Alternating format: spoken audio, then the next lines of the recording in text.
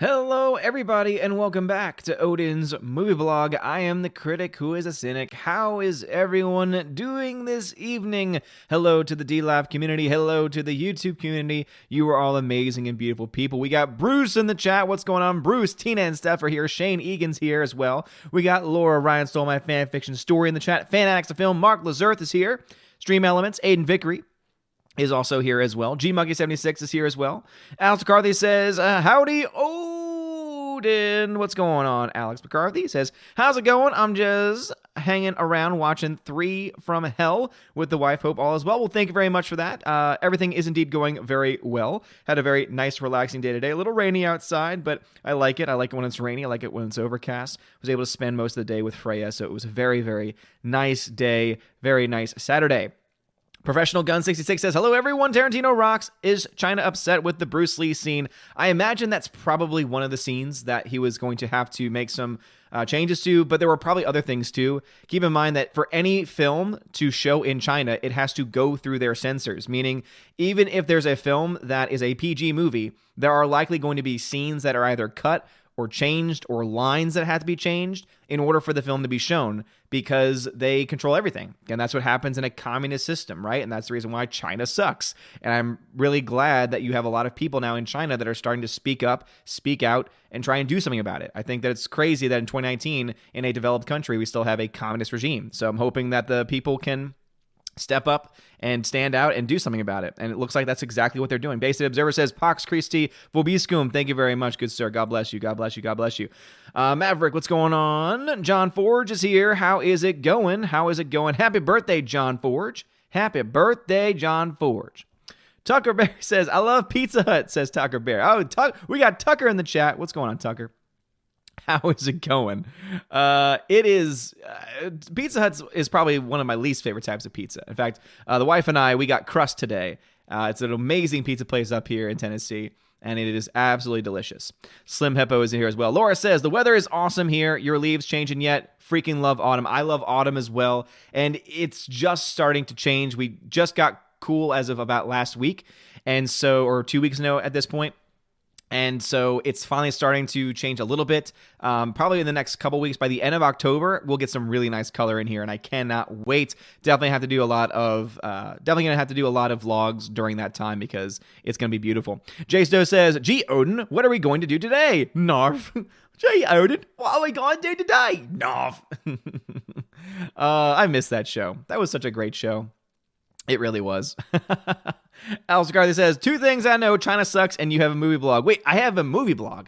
This is news to me. I did not know this. But yes, China absolutely sucks. Absolutely sucks. And not the people of China. The people of China, I'm sure, are very nice people, very good people. But the government, on the other hand, oof. We got Captain K-Man and Captain Dean Heiss over on the D-Lives. What's going on, peeps? What's going on, my captains? Captain Dean Heiss says, hey, Odin, just wanted to pop in real quick and say hi before leaving for a party tonight. Have a good stream. Well, thank you very much, good sir. And Captain Dean Heiss, your copy of John Wick 3 4K should have showed up. No. Sorry, reverse that. Logan 4K should have showed up at your door over the past couple of days, so hopefully it got to you. Fanax of Film, thank you very much for the $5 super chat, says, Sana Amanat is responsible for the destruction of Marvel Comics. She is a communist. Disney has been infiltrated by communists. I don't know who that is. As I say a lot, I don't really follow comics all that much because I'm not much of a comics person. I have nothing against them. I just have never really been into them as a format. But that being said, I believe you. I believe you when you say that, because when you look to the current state of movies, you look to the current state of Marvel, you look at the current state of most things, it seems definitely that there's infiltrations of some kind, whether they're communists or SJW or, name your group. None of it's going to be good. None of it is going to be good at all. Lord. Alex McCarthy, got you. Mr. Dr. Professor Wingster says, hello, sir. I'm listening to you while watching good movies. I'm currently watching Empire Strikes Back. That is a very good movie. In fact, that is, I would say, the best Star Wars movie of all time. So that's a very good choice for you. Boston's in the chat. What's going on, Boston? Carson's here as well. All right. We got the students. The students have raided the channel once again. It's been a while. Let's see. Chinaman says, Chinaman is back even if we don't agree on a lot of things, and that's normal. I like different opinions, but I like you, man. Good channel. Well, thank you very much, Chinaman. Yeah, I know Chinaman disagrees with me a lot on my take on DC. I think that he is, I believe he's the one that has been defending Zack Snyder and Zack Snyder's vision and such, which obviously I don't agree with at all. I think that Zack Snyder is a very overrated filmmaker. I don't think he's very talented at that. And that's just, again, that's just my personal opinion. I just have a lot of issues with this film. I just don't think any of his films have really aged very well. And again, that's just a personal preference. And that's why you can come here, you can disagree, and we can have a nice, friendly discussion. And I always appreciate friendly discussions. J Money J, thank you very much for the $5 super chat, says, hello, Odin's movie blog. How woke do you think the all-female Marvel movie will be? Well, we haven't gotten it officially announced yet at this point, but A-Force is likely going to happen. There's a lot of conversations going on about it. And I'm going to guess that it's going to be as woke as they want it to be, because that is a film that, again, most people really aren't asking for at this point, especially if they're just going to force it. If it happened to happen naturally, organically, no one would have a problem with it.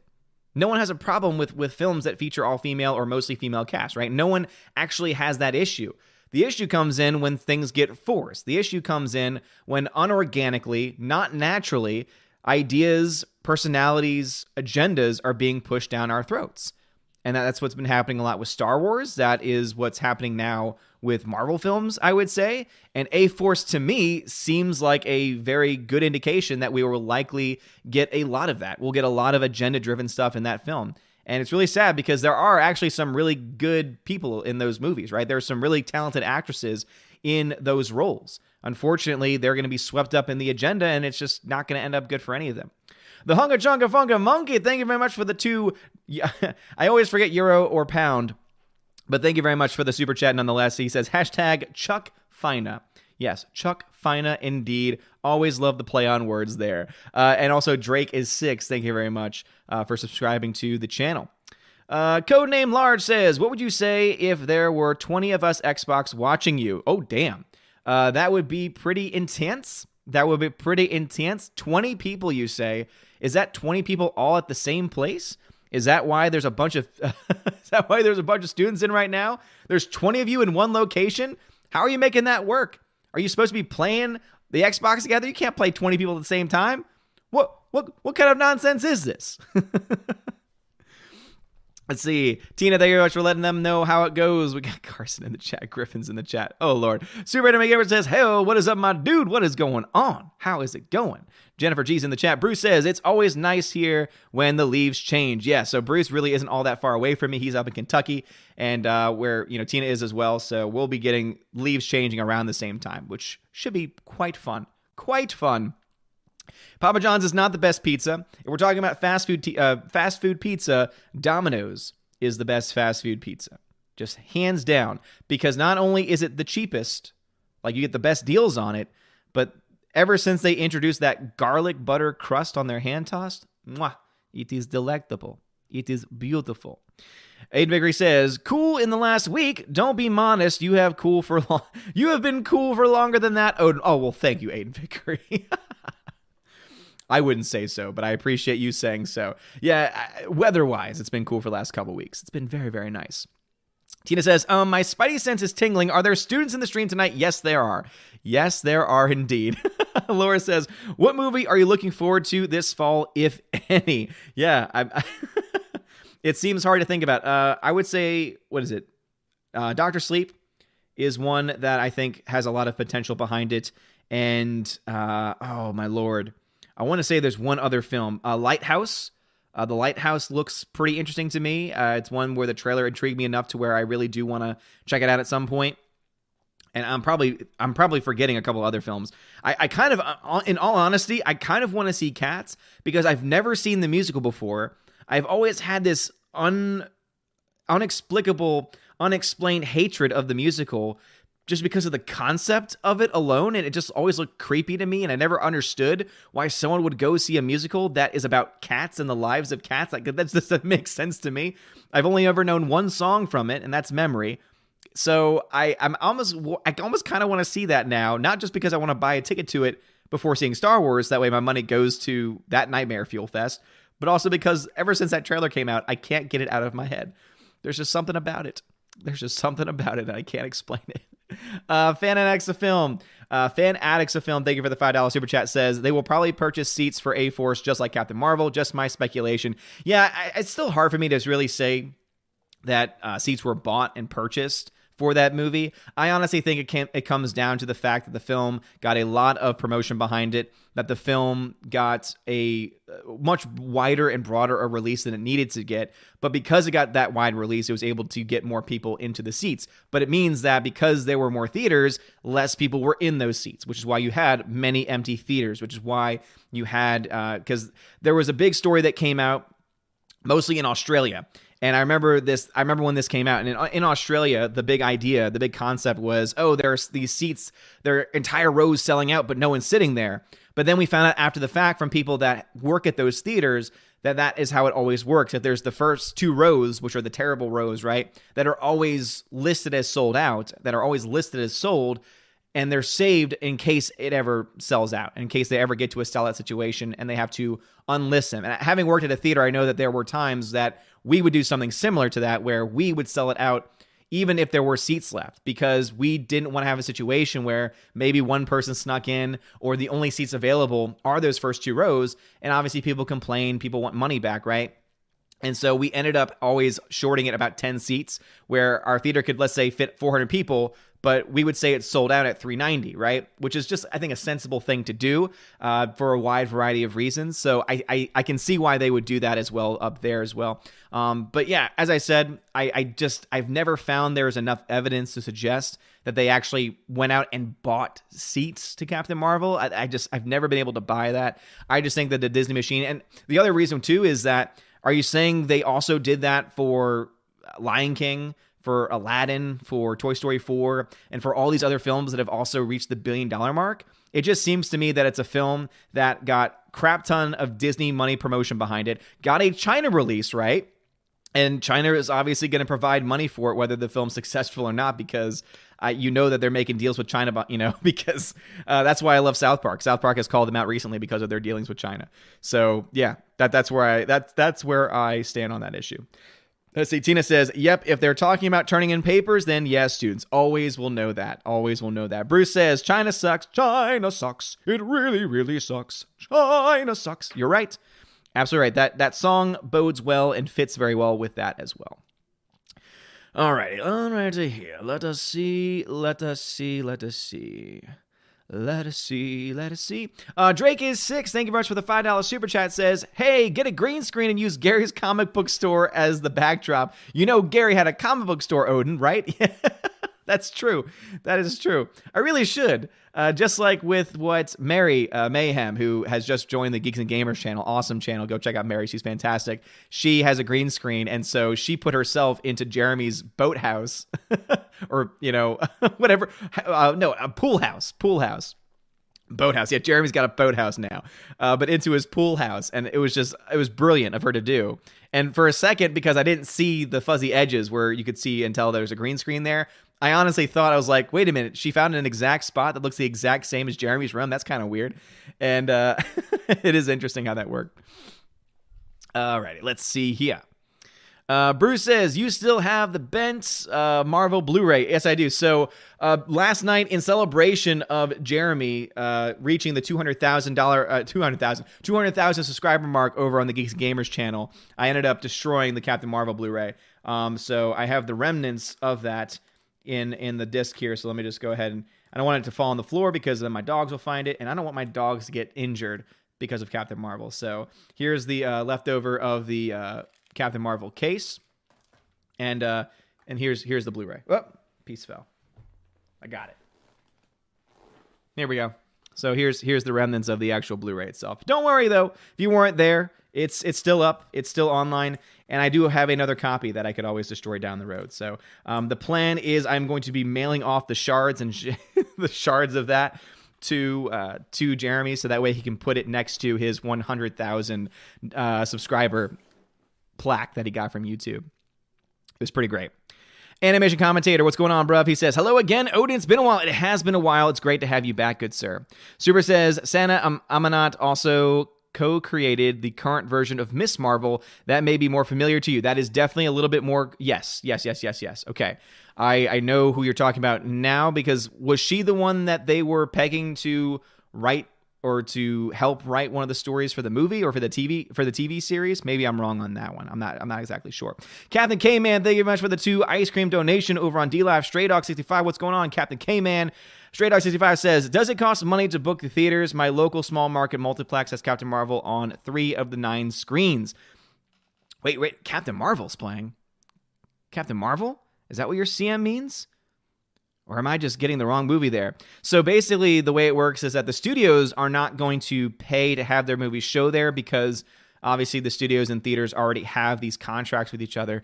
Basically, the way it works is that they share profits. So opening weekend, a studio in the United States at the very least oftentimes will get about 90% of the entire ticket cost. So let's say you go to a movie and it costs $10. $9 of that goes to the studio.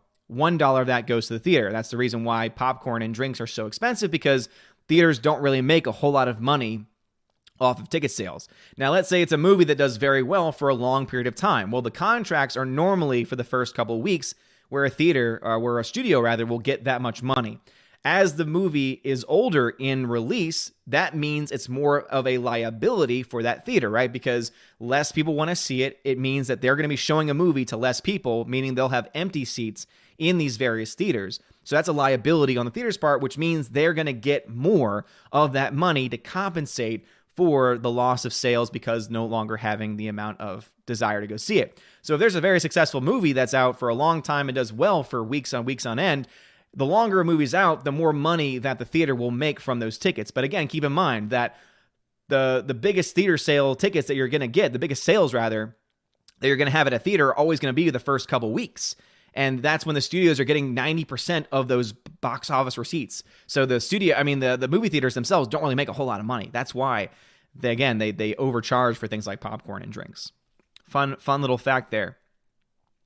Darth Merle says, good day, Odin. Critics are attacking Zombieland 2 because they decided to not go woke. It is a great movie. Go watch. I've heard great things about it. And yeah, I'm honestly not surprised by that. They wanted it to go in a woke direction, and instead they decided, guess what? Guess what Zombieland 2 decided? It decided to keep the characters the same as they were when the movie first came out, meaning that it's the same iteration with maybe a few more years of experience, but they're not going to completely change the character for the sake of wokeness. That is a brilliant thing, and that makes me very happy. So Darth Morrow, glad to hear that from you. Definitely a movie that I want to see.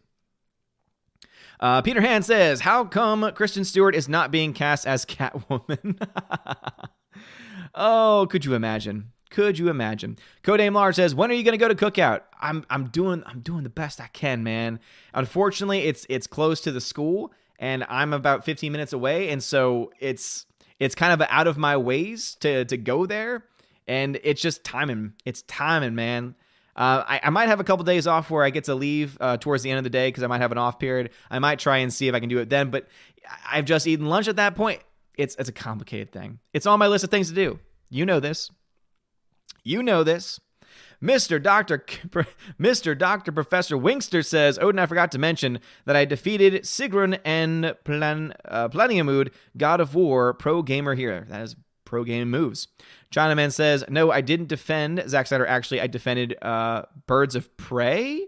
I really like the trailer, but I understand the opposite position. Oh, okay, gotcha. I couldn't remember because I've had some people that have had good discussions, right? Good back and forth when they disagree with me. And I know that you have been one that I've had a lot of back and forth with. I just couldn't remember which it was. So it was Birds of Prey. Yeah, because I just think the Birds of Prey trailer looks awful. And that's just my thought. Stephanie B says, you demand. No, you demand, Steph. You demand.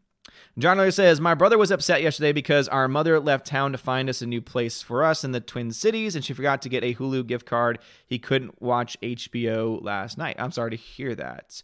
Cupcake Geek says, OMG, I haven't been on a stream for so long. Hi, Odin. Hello, Cupcake Geek. Welcome back.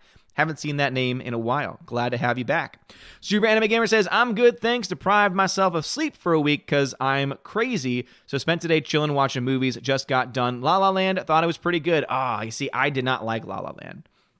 I was one of those persons that just didn't like it. I thought the music was just not very catchy at all. It was very forgettable. I couldn't remember a single song when I left the theater. It was very sad. And I'm someone that actually loves that director, Damien Chazelle. He was the one that did Whiplash. Whiplash is one of my all-time favorites. And he also even did more recently, he did First Man, which was also a very well done film. I just don't like La La Land. I like the actors in it.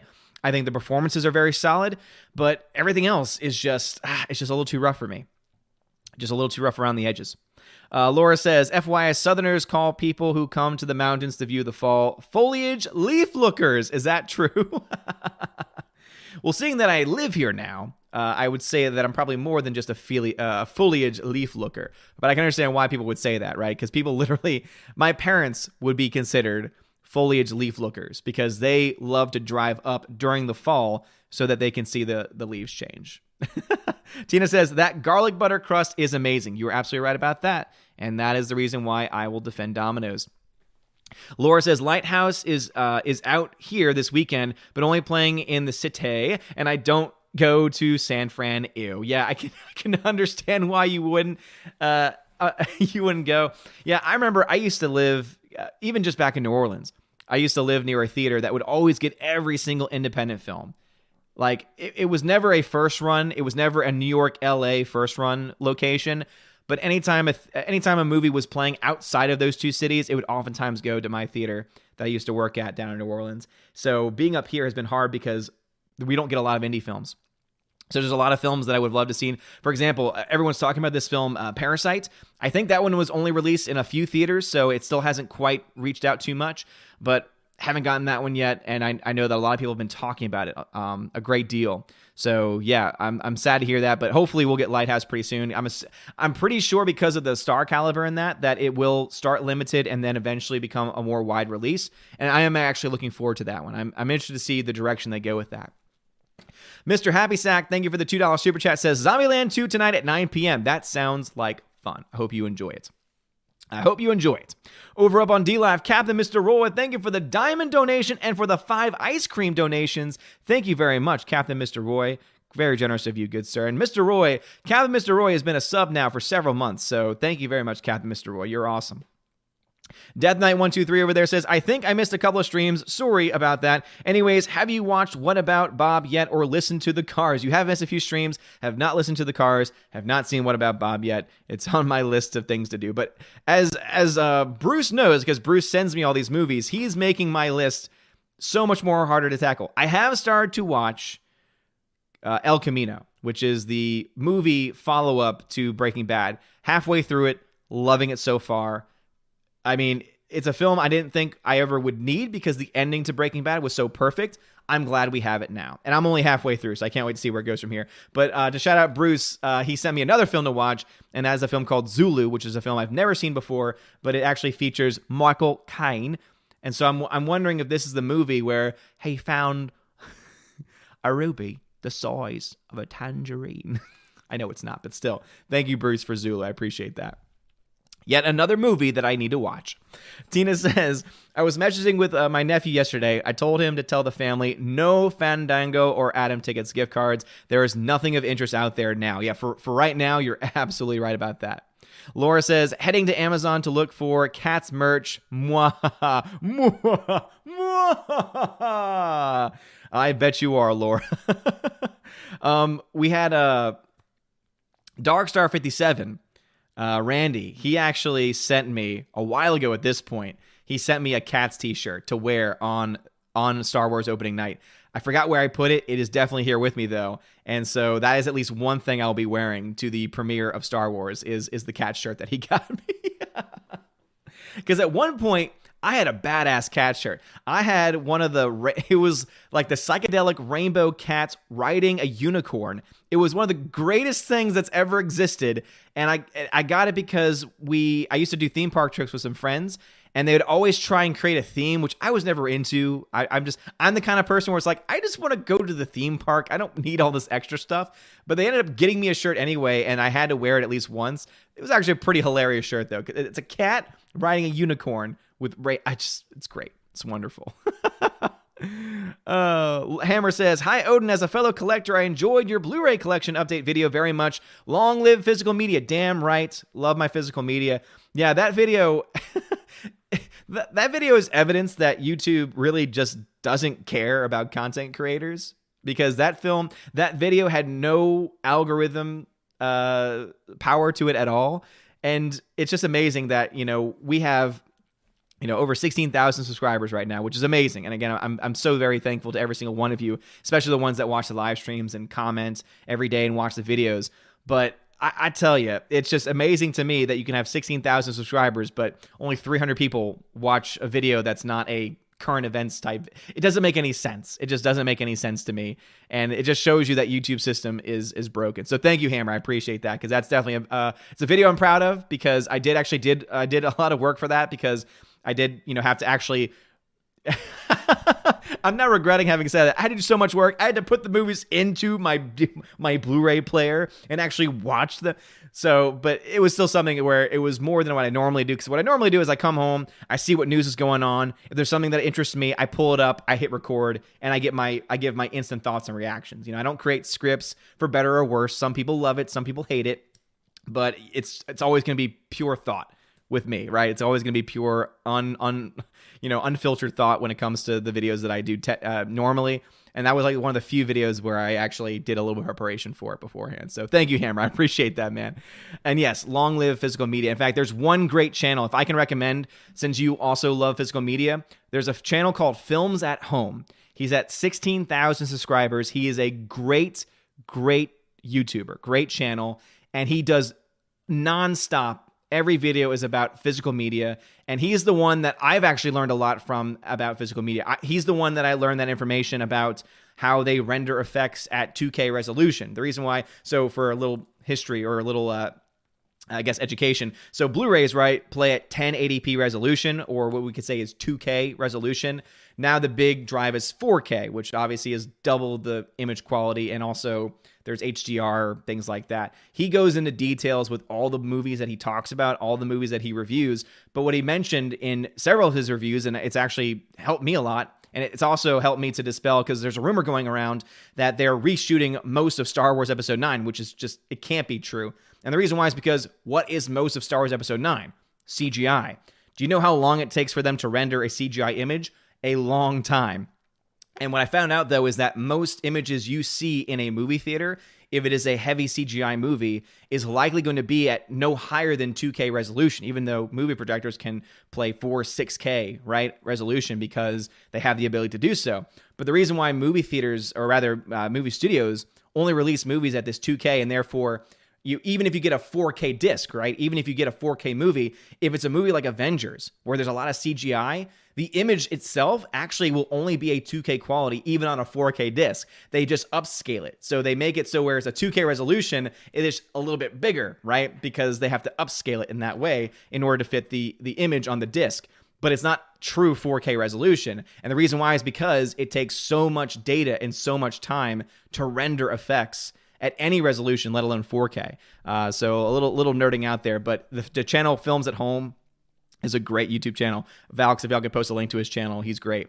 Chris Stanley, thank you much for the $5 donation. He says, another movie you need to watch is another Bill Murray classic, The Man Who Knew Too Little.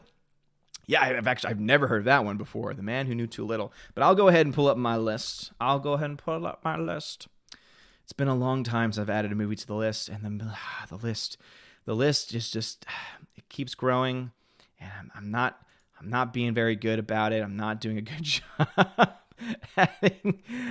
taking care of movies on the list. I'm gonna have to start fixing that. But let's see, The Man Who Knew. Also, I love the play on word with that, because obviously there's the movie The Man Who Knew Too Much. So I think that just already sounds like it's gonna be amazing. But thank you, Chris Stanley, for that donation. I appreciate it. All right. Back to the YouTube chat, back to the live chat. Of course, by live, I mean behind, because I always fall behind. And let's see. Currently, it is 7:14 in the chat. It is 7:14 in the chat. It is 7:29 where I am. So it looks like it unfortunately looks like some comments were skipped. So I'm very sorry if your comment was skipped, but I'm at 7:14 in the chat. So if your comment was before 7:14 and before Aiden Vickery's comment about Doomcock being correct, that would be where we are in the chat right now. So Aiden Vickery says Doomcock is correct at 75%. Is Rise of Skywalker's reshoots? Any idea or guess what the production budget might be? Will it need to make $1 billion to break even? So we talked about this last night on Friday Night Tights. Much love to Doomcock, and even Doomcock in his video makes it clear that he's still not even sure. He's just reporting on what the rumor is. And the reason why I can already tell you that that number is just not accurate is because we know that the vast majority of any film is going to be CGI related. And if they were reshooting or remaking 75% of the entire movie, that would take too much time. They would not have enough time to get a movie release in December. They would have to push back the release date, which they're not doing.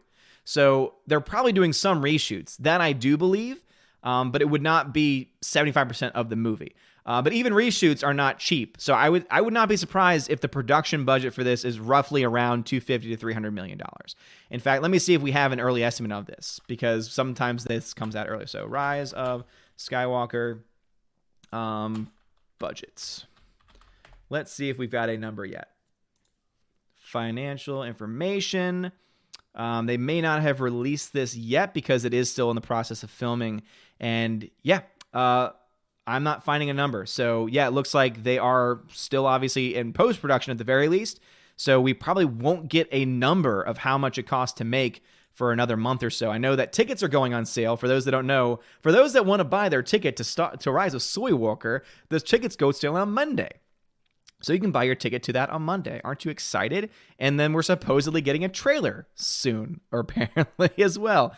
So yeah, if that was true, yes, they would probably have to make roughly $1 billion.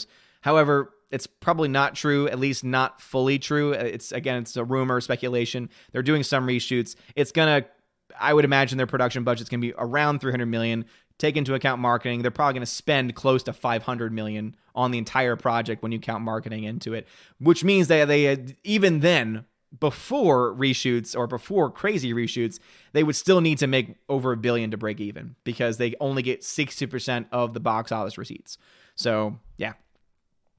Cupcake Geek says, Apple or Android? I'll guess you'll say Android. Absolutely Android. Android provides you so much more customization options. There's two things that Apple products do better. One, iMessage. iMessage is a great invention. It'd be really awesome if we had a viable alternative to that, or if they would open it up to other people and other platforms. But Apple is very smart, because they say, no, we're going to keep it here, because then you have to buy and spend thousands of dollars on our phones and our products. And then when something breaks, spend thousands of dollars replacing those products, because we want to keep you in our system. So they do iMessage very well. And I would also say that Apple does videoing. I think cameras are now pretty matched up when it comes to Android versus Apple, but video quality, Apple's always been very good at doing video quality for their phones. Tired Odin is here, says the only reason Jeremy hit 200K is because he works me so hard that I didn't sleep. You're damn right, Tired Odin. Speak the truth. Mr. Dr. Professor Wingster says, I've been recently watching Star Wars again, starting with episode 3, because screw 1 and 2. That movie is so good and yet so bad, I kept laughing the whole time. Yeah, they're fun to watch. Glenzer says, it'll be interesting to see how Space Jam 2 starring LeBron does in Hong Kong. I think that you're absolutely right there. I would be surprised. That's going to be interesting, because that film is set to come out in 2021. And so I'm wondering what that film is going to be in 2021, and also where Hong Kong is going to be in 2021, where the rest of China is going to be in 2021 as well. It should be very interesting. Alex McCarthy says, Birds of Prey trailer is meh at best. I would agree with that statement for sure. Chinaman says, for fun, my top 10, Birdman, 2001 Space Odyssey, Blood Diamond, Vertigo, The Dark Knight, Casablanca, Lord of the Rings, Two Towers, Inception, Citizen Kane, Interstellar. That is a great top 10 list. I do not have an issue with any of those films. I think all of those films are fantastic. I do not have a all-around top 10 yet. I can only ever give top 3, Casablanca, 12 Angry Men, and It's a Wonderful Life. Those are usually in my top 3. At some point, I would like to make a top 10 list, but as of now, I've got a top 10 for 2019 going on right now. I have a ranking list of that, so let me see if I can pull that up. Because my current list My current list is Joker is at number 1. Once Upon a Time in Hollywood is at number 2. John Wick 3 is at number 3 on my list. Alita Battle Angels coming in at number 4. Brightburn at number 5. Yesterday at number 6. Shazam at number 7. Fighting with My Family at number 8. Detective Pikachu at number 9. And The Fanatic at number 10. And the only reason why The Fanatic's on there is because it is this decade's The Room. If you've ever seen The Room, it's one of the worst but funniest movies of all time. That's what The Fanatic is. And since The Room came out in 2003 and we're in 2019, this decade needs its own version, and it's called The Fanatic. And it's wonderful. It is wonderful. That's a nosebleed. That's bad. That's real bad. Legit 36. How tall are you? I'm 6 foot. 6 foot tall. Jace Doe says, never saw BVS or Justice League, so I don't know how Affleck was as Batman. Was curious on your thoughts on how he did as Batman. His Batman in BVS was, it's hard to say, right? I think that his Batman was actually, for the most part, pretty solid. The unfortunate thing is that he was being directed by Zack Snyder. I hate to say it that way, but it's true. Zack Snyder's not really someone that gets the greatest performances out of his actors. He cares more about visuals. He cares more about style. He's always been style over substance, which is why I don't think his movies age very well, because when the style becomes outdated, you've got nothing left to rely on. And that's why 300 doesn't match up for me. I know that Tina and Steph, my Valkyries, disagree with me on that point vehemently, and I think rightly so. However, I think that he was fine as Batman. I would still have loved to have seen him as Batman in his own film. If he had directed his own Batman film, I think that would have been one of the best versions of Batman we'd ever get. But sadly, that is not the case. Mr. Doctor, Professor Wingster says, and I thought they smelled bad on the outside. Super says, we're opposites on Chazelle. I actually didn't like Whiplash when I first saw it. I can agree music in La La Land wasn't spectacular, but I adored the cinematography and production design. Oh, those two elements are fantastic, Super. But to me, story is also very important, right? I think that if you don't have a story in a film like that, and if you have a musical and your music is not memorable and is not solid, then you have a problem. That's why I personally love The Greatest Showman. There are some major problems with the CGI. There are some major problems with the story, but it's a musical and they hit the music out of the park. And you're able to forgive certain elements because of that, right? There's movies where you can, in your own subjective view, forgive certain failures from the objective standpoint because you are overjoyed or very pleased by certain elements of the film. So that was what it sounds to me like. Because of your love of cinematography and production design, those were able to get you past any of the flaws of the film. But for me, music is kind of a little bit too important. John Early says, Allfather, I used to like to use fancy James Bond film fan terminology to describe Infinity War and Endgame. To me, Infinity War is Skyfall and Endgame is Spectre. I would say that Endgame is Quantum of Solace. I think that is a lot more accurate because Spectre was not as bad as Endgame was, in my opinion. The Senate says, haven't been watching your streams in a while. Time to get back into that. Well, Senate, thank you, man. I appreciate it. Welcome back. Welcome back. Peter Han says, have you seen Waterloo, Battle of the Britain? I'm sensing a 1970s era gap in your viewing. 1980s is my weakest decade, no question about it. And much of the 1970s, I would say, would be a part of that as well. I think I've seen more films in the 1970s than I have in the 1980s, but I have not seen those films. That's probably accurate of you to say. Dude in a bathrobe said, go on BitChute, dude. Here's the thing. I'm already on BitChute, so I have all of my content mirrored. Every video that gets uploaded to YouTube gets uploaded to BitChute. The problem is that BitChute does not have monetization. The only way that you can receive anything off of there is through tips. And I don't want to be begging, I don't like begging in general, right? Because it's just something that is not necessary, and that's the other reason too, where if YouTube falls tomorrow, I'm okay because I do this for fun, right?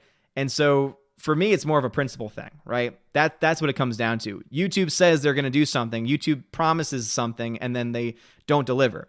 And that's the reason why I've got a problem with YouTube. That's the reason why I got a problem with the platform, is because out of principle alone. Because if I was just doing this for money, I mean, I would have probably stopped a long time ago. But I'm doing it for fun.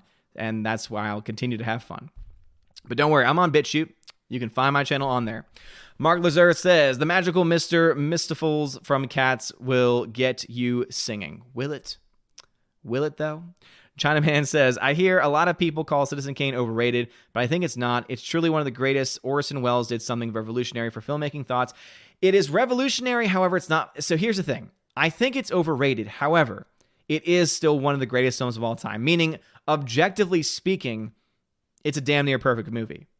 Subjectively, own personal opinion, I don't love it as much as other people do. So it's one where it's absolutely a great film, one of the greatest of all time. However, I personally am not a huge fan of it. I like it a lot. I'm just not number one fan type person. Orange Hat Review says, I heard they were doing more major reshoots on episode 9 due to the poor test screen results. Disney admits fears that they devalued Star Wars. Chances they might be catching on. We really won't know until we actually get the movie, right? We won't really know until we actually see it. And I believe that they would be doing reshoots still. They still have a few months, so they could definitely be doing some reshoots of certain scenes, but it's going to be very limited, as I said before, because there's no way they can redo major CGI set pieces or even major scenes that have a lot of CGI. I mean, think about modern Hollywood. Think about the modern Marvel film, right? Most of it is on a green screen set. It's impossible for them to be able to render those effects in that short amount of time. And so that's the reason why they've probably started to do some reshoots, but it's not going to be the major 75% that they've been talking about. Fan Addicts of Film, thank you much for the $5 super chat, says, if you get a second, please check your Twitter. I made a Ryan Johnson and Freddie Prinze Jr. meme. I'll have to check that out a little bit later because I am very behind in the chat. Hunger Chunky Funky Munga says, I know another great YouTuber, but he's only just started, so I can't say that he's an expert on anything. Hunga Chunky has just started a YouTube channel. Hunga Chunky has been a long-time supporter of the channel. Therefore, support Hunga Chunky Funky Monkey because he is good people. He is good people. All right, chat jumped on me again, so let me go ahead and see if any comments were skipped. They have not been skipped. I'm at 729 in the chat. It's 742 where I am, so I'm still behind. Cobra Viper 999 says, if you love physical media, you have to check out Wilsonian Movie Museum channel. The guy has the most impressive collection you will ever see. Awesome, Cobra Viper. Yeah, I mean, I like him. I obviously like my boy, John Flickinger. He's got a really great Blu-ray collection, and he's got several Blu-ray collection videos also. Chris Stuckman's got a very good collection as well. And yeah, so send a link of that my way through Twitter, or if you're on the Discord, that way I can check it out later. Peter Hand says, have you seen The Man with One Red Show? The Man with One Red Show. Is that the name of the movie?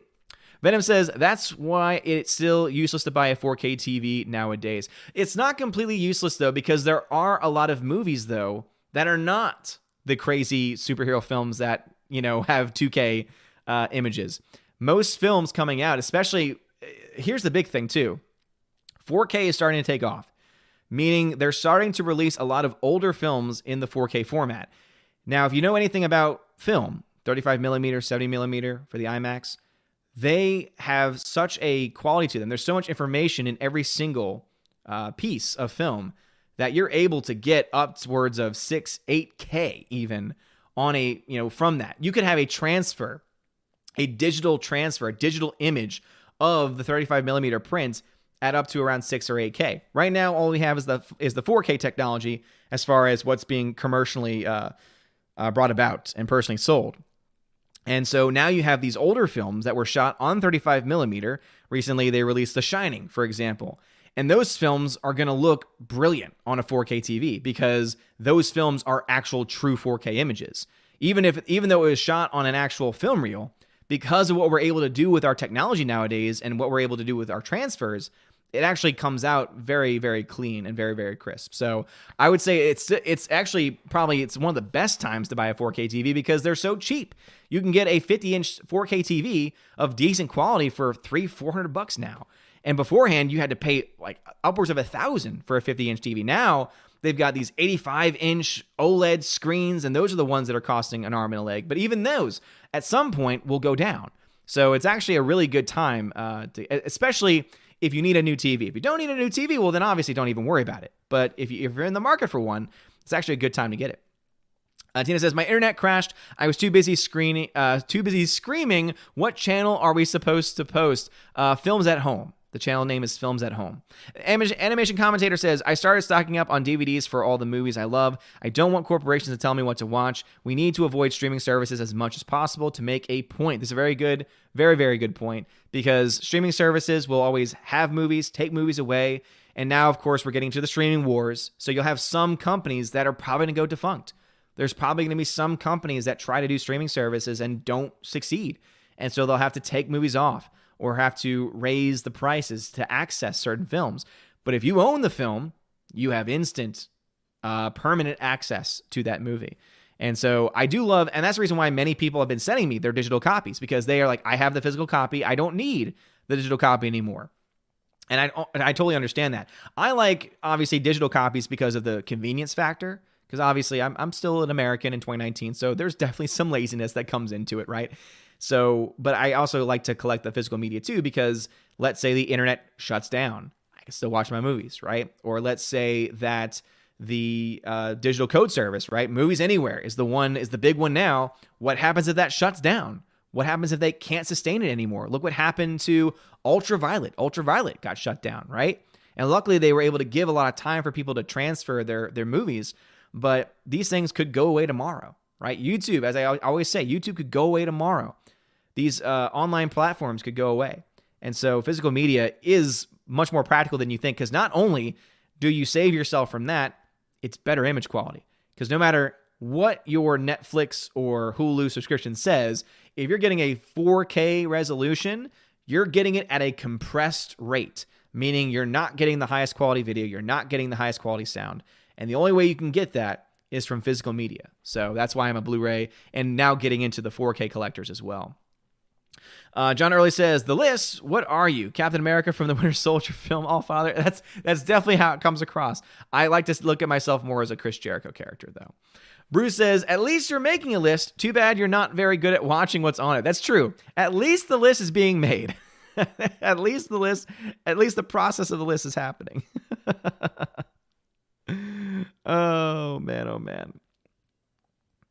Let's see. Captain K-Man had something going up. Says, if you're going to try and survive a zombie apocalypse and could choose one weapon, what would it be? So Apollodorus is the one that asked this question. And he says, we're talking Walking Dead style zombies, not World War Z. So Walking Dead style zombies. So very slow zombies then. Okay. All right. Gotcha. So not the crazy ones from World War Z. That's a good question. I would choose a katana. And the reason why is because I've always had a fascination with swords. I've always wanted to collect them, but for price and practicality purposes, I never did. But when I was younger, I actually took samurai sword classes. So I took martial arts like every American teenager does, really, it seems. And one aspect that we were able to add on was we could take, in addition to those classes, samurai sword training. And it was one of the coolest things in my life. And it was fun. It was a lot of fun. So you had not the wooden swords. You had the foam swords. So you got to hit people. So that was already fun. That was already so much damn fun with it. And so I would probably go with a katana. Again, if you're dealing with Walking Dead style zombies, definitely a katana for sure. K-Man says, it takes me 20 minutes to render a 3-minute music video, so I could just imagine rendering a 2-hour movie. So I'm going to read Captain K-Man's comment again, because this is adding on to the discussion I was having about why it's unlikely that they're reshooting 75% of Star Wars Rise of the Skywalker. He says this, it takes me 20 minutes to render a 3-minute music video. So I can only imagine rendering a 2-hour movie. Exactly. So you're rendering a movie. Let's say you're changing the effects. That means you have to re-render those effects of a 2-hour plus movie. And this movie is probably going to be, 2.5 hours? I mean, Last Jedi was 2.5 hours. So this film will likely be as long, if not longer. So imagine doing that at 2K resolution when you're not doing it at, I'm exporting it as a YouTube file, right? That's only going to be under a gig. You're dealing with hundreds of gigs of data at this point, right? If not even more than hundreds of gigs of data just for one movie. And imagine exporting that. I mean, let me just give you an example. I render my videos at 1080p resolution. If I record a 10-minute video, because of my system and because it's only 1080p and I'm doing it as a YouTube video, it takes maybe 2.5 minutes to render. If I change that to 4K 60 frames at full resolution, a 2-minute clip then takes about 20 minutes. And that's with my system. So even if they have a better system, you're talking about a long damn time. So Captain K-Man, thanks for bringing that up, because that's a very, very good point. And for anyone that renders video, oh gosh, yeah, that's going to take a long time. Lethal Lightning. You don't have to donate, man. Lethal Lightning coming in here. My Aussie brethren. He says, thank you for the the Aussie $2 super chat. He says, re-review Bumblebee, you sexy hunka beast. Well, thank you for that compliment. I would not call myself a hunka beast, but thank you anyway. Yeah, I don't want to, though. I don't want to watch that movie again. I didn't like it the first time. I really didn't like it. And I know that there's a lot of people out there that disagree. A lot of Transformers fans especially that disagree with me.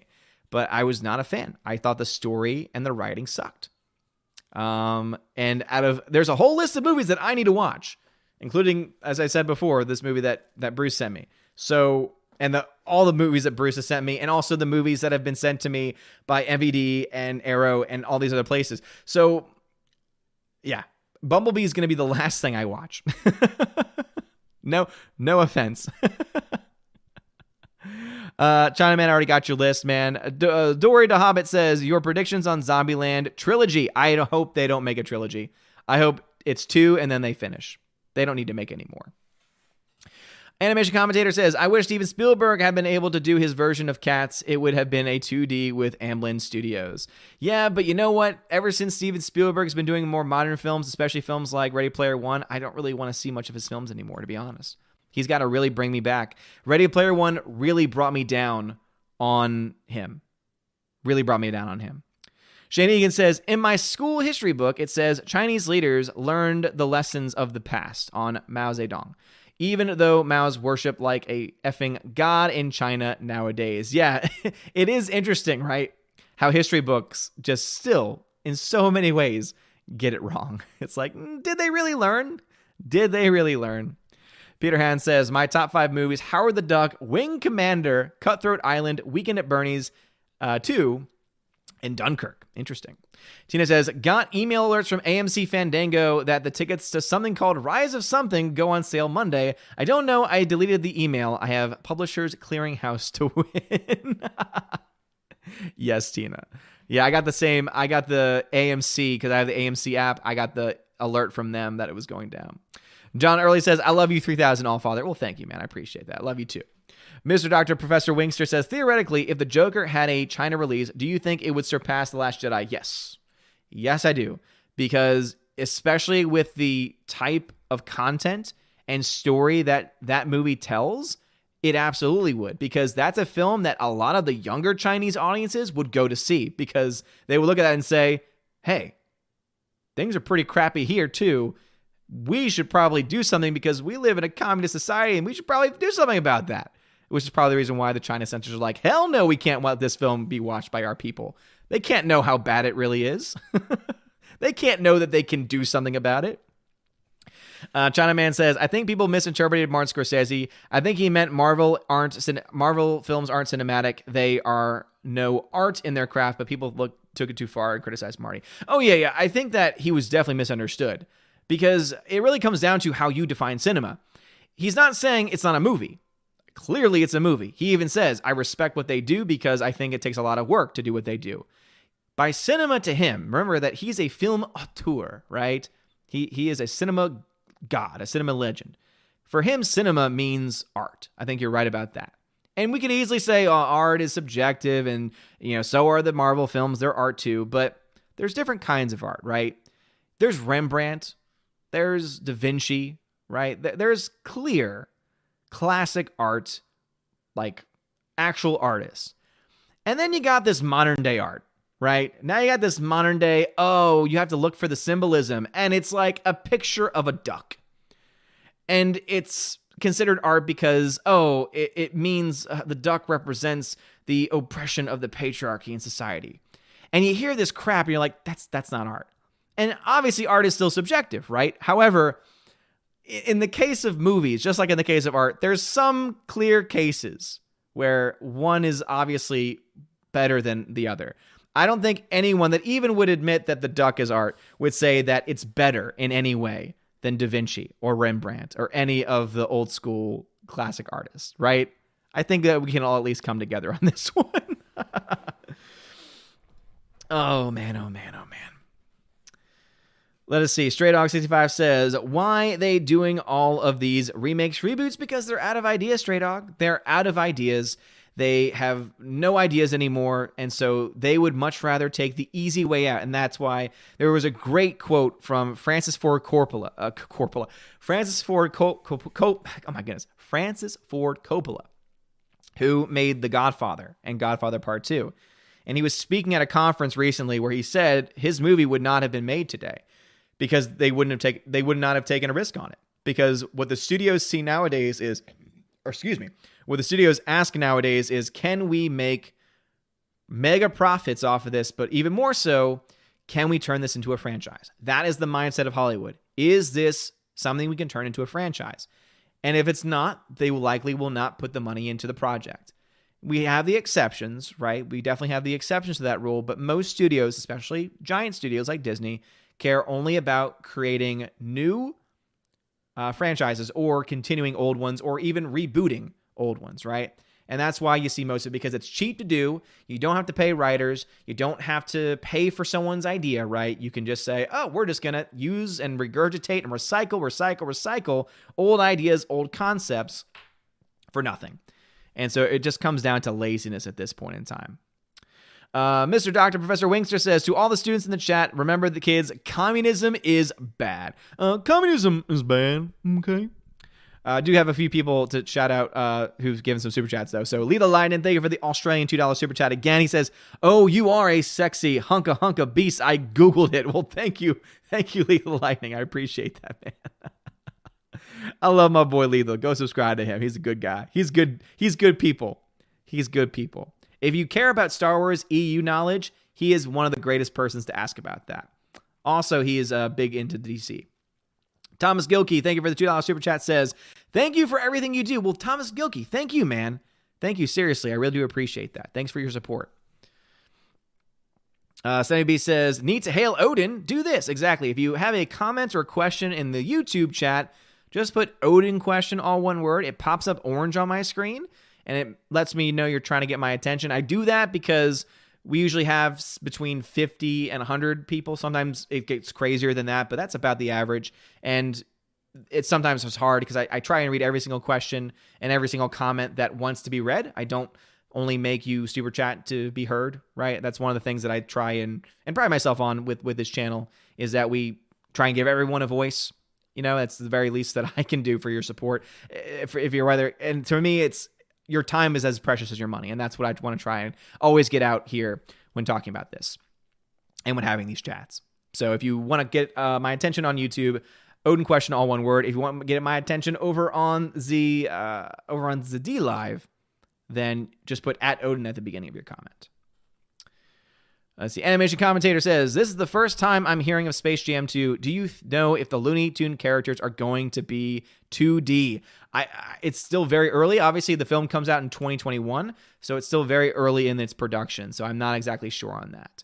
Orange Hat Reviews says, did you notice that in The Joker, his revolver shot 8 bullets? Small movie mistake I noticed when researching it. I did not notice that, and I think that there's two ways you can explain it. One, that it was an honest movie mistake, which it likely was. Or two, they could have it be tied into the mental illness aspect to it of, you know, is it a memory or is it real or etc., which could also come into it is still a comic story. So could you have a revolver in this fictional universe that holds 8 instead of 6? So it might have been a mistake. There's a very good chance that it was a mistake. But there's always multiple things, right? There's always multiple ways to explain things sometimes. Tina says this, Reddit letter media reviewed The Fanatic, and wow. To think that man got 2 Oscar nominations back in the day. Is he that needy for work? The clips they showed were horrible. Oh, Tina, by horrible, you mean amazing. You need to watch that movie because John Travolta gives the performance of his career, and it's the funniest thing I have ever seen in my life. 70B says, this is Sparta. I told you. They love that movie. I don't know why. Chinaman says, I like Zack Snyder, but his vision was too personal, in my opinion. He did what he wanted the characters to be and not what they are actually. Batman is not an executioner. Yep. Apollo Patriot says, sup, what's going on? Apollo Patriot? Welcome back. Steady B says, bit choot. Choot. Chinaman says, the lighthouse comes to my country, Morocco, December 18th. I have to wait 2 more months. Can't wait for that movie. Well, Chinaman, I didn't know that you were from Morocco, but welcome from Morocco, man. Chinaman is very active in our conversations on Twitter, so he always tries to tag me in stories and everything, and obviously he's getting involved in the YouTube chats now, so thank you, man. Thank you for being here. And I hope that you're able to get to see the movie as fast as possible. Apollo Patriot says, I like your videos. Oh, thank you, Apollo Patriot. I know. I see you in the comment section all the time. So thank you, man. Thomas Gilkey, thank you very much for the $5 super chat. Again, he says, what do you think is the state of the James Bond franchise? I think it's getting old. They had lightning in a bottle when it came to Casino Royale. Casino Royale is arguably still one of the greatest James Bond movies ever. And they decided to go Quantum of Solace, which sucked. They were able to come back a little bit with Skyfall, and then they jumped off the edge and hung on by a thread with Spectre. So it really is an up and down universe. It's an up and down franchise. They're still trying to keep the franchise going. The big question to me is, are they going to try and continue the story, or are they going to try and update the story? And if they're going to try and update the story, that is where my concerns come in. So that's my current thought on that franchise. RoboSlick over on DLive, thank you for the lemon donation. I appreciate it. Glenzer, thank you for the $5 super chat, says, a movie poster for Wolfen was briefly shown in Joker. If you've seen Wolfen, you might see a parallel between it and the third act of Joker. I've actually never seen or heard of Wolfen before, so I did not ever make that connection, but that does sound interesting. If you want to tell me more in the chat, just tag me in Odin question, and I'll read that if you want to reach out to me that way. You don't have to super chat again if you don't want to. Super says, yeah, totally. Outside of animation, I've never been a huge fan of musicals. Nothing wrong with them, just me. I watched it for Gosling and Chazelle. Yeah, I've have a soft spot for musicals. Someone that's done musical theater for most of my life. It's something that I enjoy. And that's why the music is that much more important to me for a movie musical, right? That's the reason why I definitely held that one to a higher standard, because it was Damien Chazelle. I knew what he was capable of, and the music just was not very good. All right, the chat did jump on me again, so it looks like some chats were skipped. I'm at 7:45 in the chat with Mr. Dr. Professor Wingster, who says, Odin, did you hear about Disney trying to replace us with Chinese audiences? In the words of McCready, yeah, well, F you too. Well, F you too. Yeah, seriously. It doesn't surprise me, because Disney only cares about money. They don't care about values. They don't care about ethics. All they want to do is make the most money possible. And I think that there is a way to have a balance. I think in a capitalist system, there's a way to want to make profits, but also to want to be moral about it. And I think that what they're doing, and I'm glad that people like South Park are finally exposing it, I think that what they're doing is definitely at least towing the line of morality by supporting these regimes. Apollo Patriot says, I use movie DVDs. Aiden Vickery says, to clear something else up from last night, Kathleen Kennedy has not been knighted in the UK. She was given an entry-level award about 3 beneath a knighthood. She was given less than a bronze medal. The fact that she was given anything, though, it's bonkers, right? I saw that floating around Twitter today. I don't think I was in the stream when they brought that up last night. Maybe I was, but no, I don't think I was. But yeah, I remember seeing that floating around Twitter, and I was like, what? This doesn't make any sense. So it's good to know. Thanks for the clarification on that. And yeah, it's still the fact that she got anything, even if it's less than what we thought it was, just doesn't make any damn sense. Dude in Bathrobe says, it's so sad that people nowadays don't have integrity. Do you have integrity, Odin? Do you, punk? Oh, I got integrity. Just not the kind of integrity you think I got. I don't do that kind of integrity. That kind of integrity is against my integrity. Mr. Dr. Professor Wingster says, Odin, speaking of Paul freaking Dano. Paul freaking Dano. Yes, I never knew his name, but I know his face and I like his work. As I said in the video when I covered that dude is awesome. That dude has been in so many movies that you've probably seen and you just never knew his name. And I'm so glad to see that guy getting the lead spot in the villain role for the Batman movie. Obviously with Robert Pattinson, there's still a lot of questions. There's a lot of doubts. I would like to give him the benefit of the doubt because I just know that he's the type of actor that would be able to put on a great performance and would be able to live up to the role that he's been chosen for. Paul Dano, though, is one that I know is going to hit it out of the park, right? He's someone, I've seen his work. He knows how to be creepy. He knows how to play a character. He is a very great character actor. And obviously, this is going to be a very unique role for him. It's a role he's never played before because he's never been this character before. But I think that if any actor could portray it well, Paul freaking Dano would be one of those persons. And thank you for using his full name. Whenever we speak of Paul Dano, we have to use his full name, and that's Paul freaking Dano. And that story that I had mentioned in the video was true. I've been calling him Paul freaking Dano for years, ever since college, ever since the days of my old podcast with my friends, and we did a podcast together. It was a lot of fun, and we talked about just random everything. It was great. And whenever there was an episode that I was in charge of, and of course we talked about movies, and whenever we would talk, though, Paul freaking Dano would always come up because he's just amazing. Mr. Dr. Professor Wingster says, Odin, big fan of physical media for games and movies. Also, I'm at the scene where Luke meets Yoda for the first time. Unfortunately, I'm getting Yoda Last Jedi flashbacks. Oh, no. Well, try and get it out of your head, man. Please. China Man says, watch Midsommar and Parasite. They are really great. So far, my favorite films of 2019. Once Upon a Time in Hollywood, Joker, Parasite, Midsommar. I've heard great things about Midsommar. It's a movie that I want to see because I've heard it's very creepy. However, there are certain elements of the film, specifically the sexual elements, that I've always, in any movie, have always thought are just completely unnecessary. I don't think they add anything to the story. I think that most of the time it is done in a pornographic way and it has no reason to be in the film. So I have a feeling that I'll probably have an issue with that, but I'm still willing to give the film a chance.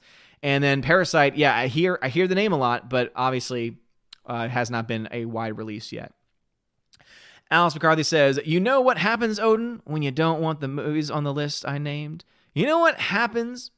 You just made the list. Yeah, you're right. You're right.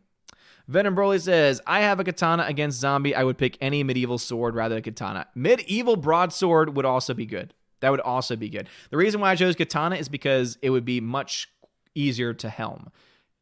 Much faster swipes. Apollo Patriot says, what about Resident Evil zombies? A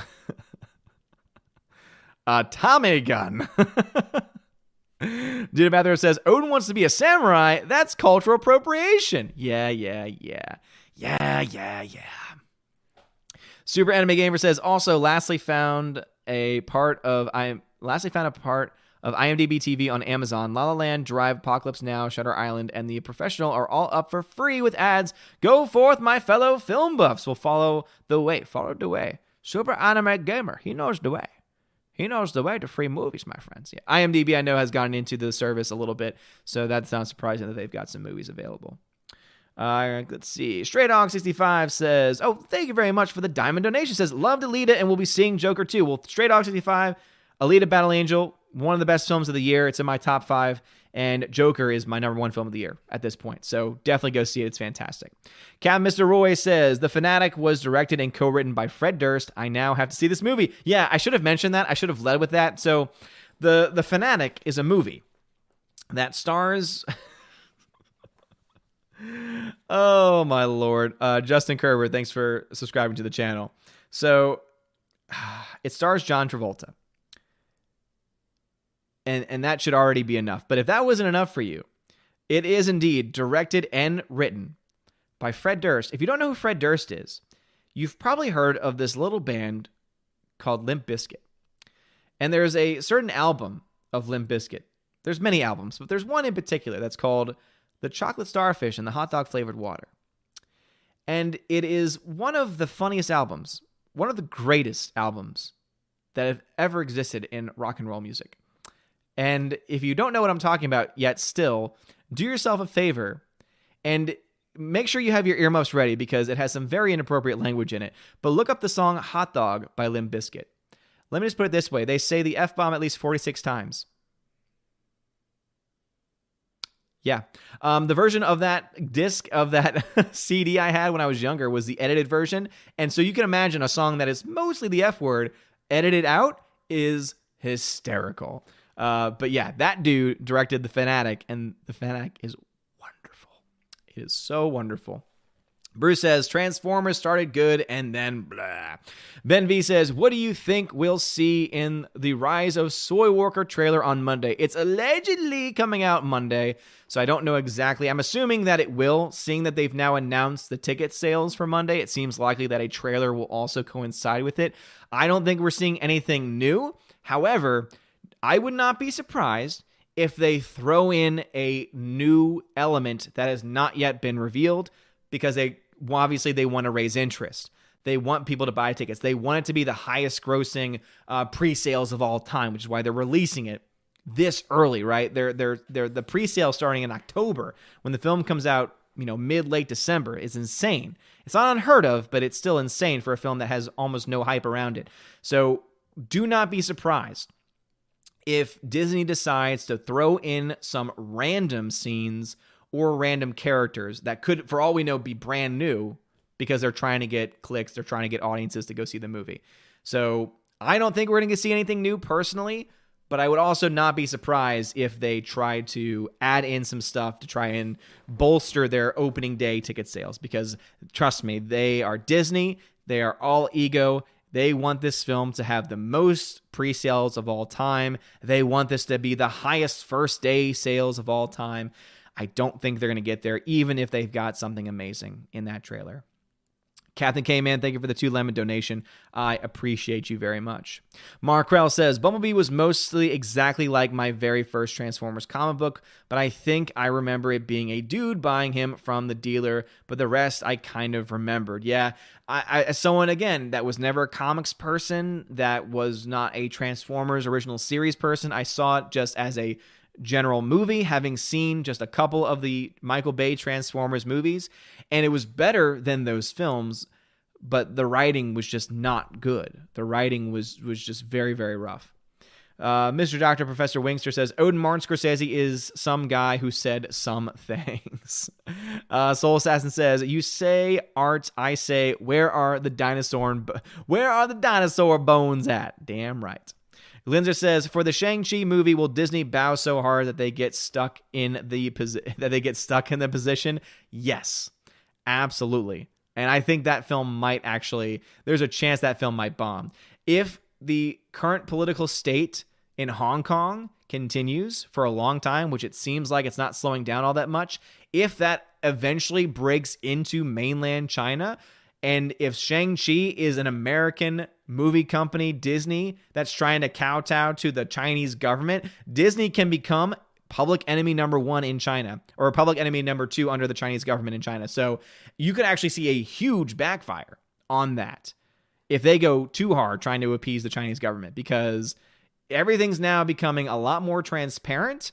People are becoming bolder in what they're saying about the Chinese government. You've got, again, South Park, a giant show that's literally mocking Disney for giving into the censor's demands. So I think you could potentially see Disney get thrown into the mix, and that would be terrible for their bottom line.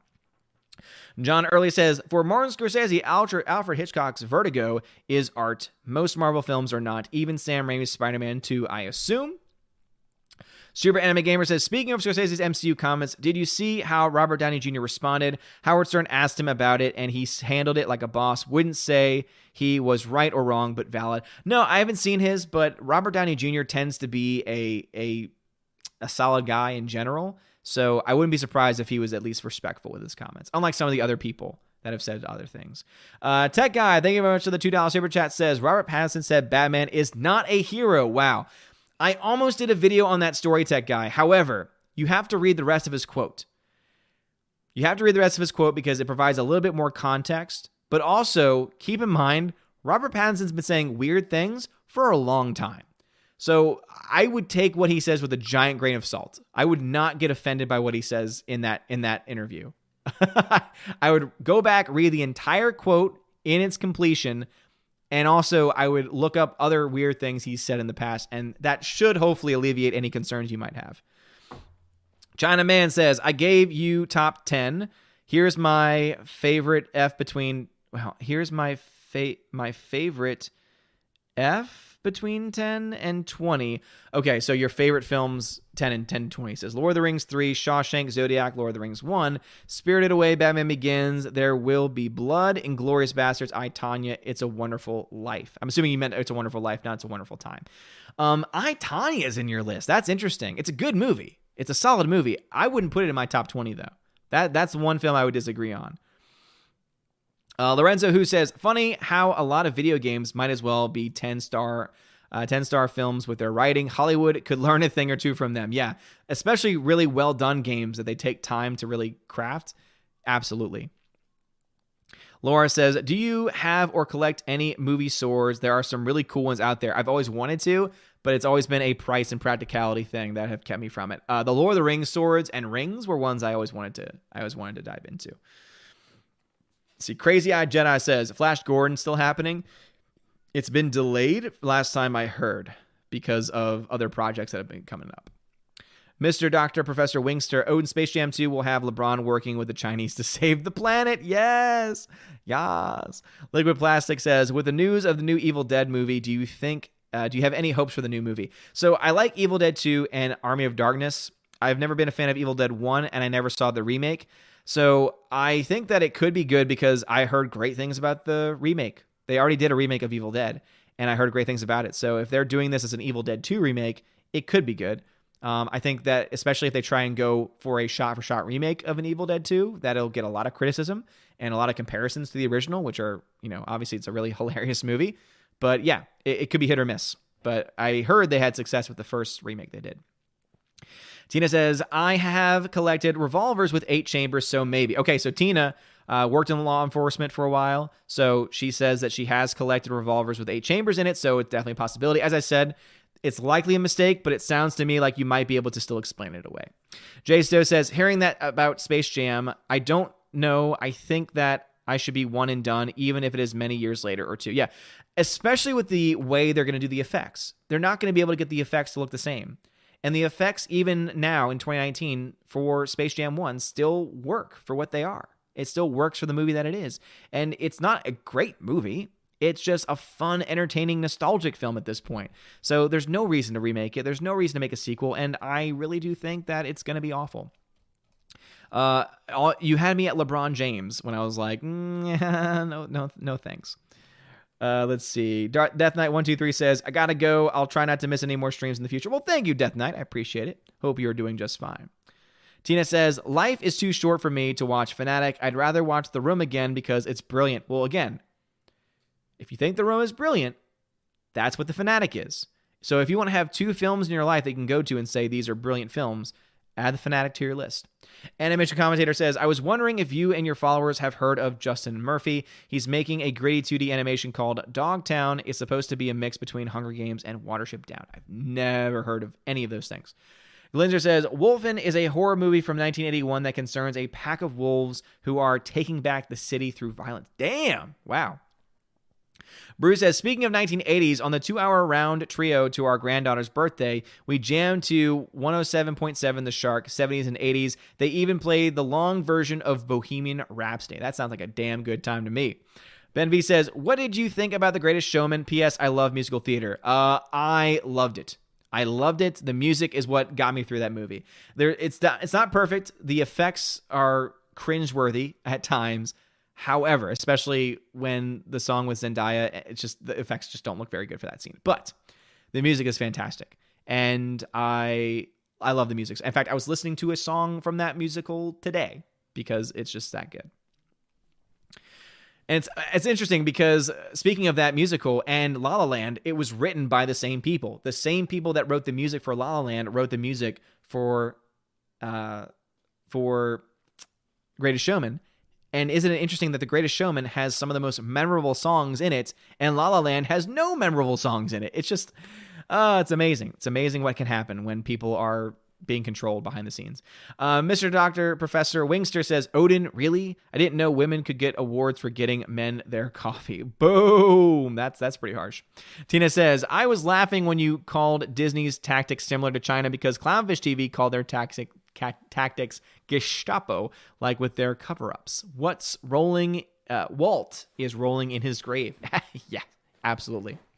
Orange Eye Review says, my two favorite musicals are Phantom of the Opera and Little Shop of Horrors. Saw Phantom when I was 13. The music was very good in my opinion.